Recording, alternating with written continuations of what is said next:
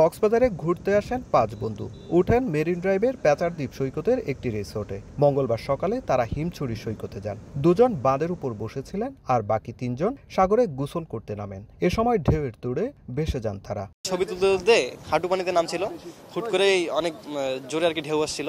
তারপরে ওদেরকে 3 জন 3 দিকে নিয়ে গেছে। স্থানীয় কয়েকজন ট্রাই করছে নেমে যে উঠানোর, কিন্তু ওনারাও আসলে যাইতে পারে নাই, স্রোত অনেক বেশি ছিল। খবর পেয়ে fire service, tourist police, coastguard ও লাইফগার্ড কর্মীরা সাদমান রহমান সাবাবের মরদেহ উদ্ধার করে। বাকি 2 জনকেও উদ্ধারে তৎপরতা চলছে। অ্যাসাইন করা যে বিচ সেই জায়গায় না নেমে তারা এই জায়গাটা আসলে অ্যাসাইন করা না, এটা রিস্কি জায়গায়, সেই জায়গায় তারা নেমেছে। হোটেলের গাফিলতি আছে কিনা, সে যদি গাফিলতি থাকে, পর্যটকদের প্রতি অসতর্কতাও থাকে, সেটাও আমরা খতিয়ে দেখব এবং তাদের বিরুদ্ধে ব্যবস্থা নেব। এদিকে নিরাপত্তা রক্ষীর দাবি, সতর্ক করার পরও 3 জন সাগরে নামেন। জেলারা নাকি ওনাদেরকে মানা করছে, নিষেধ করছে যে আপনারা এই সাইডে যান না, এখন সাগরটা উত্তাল আছে।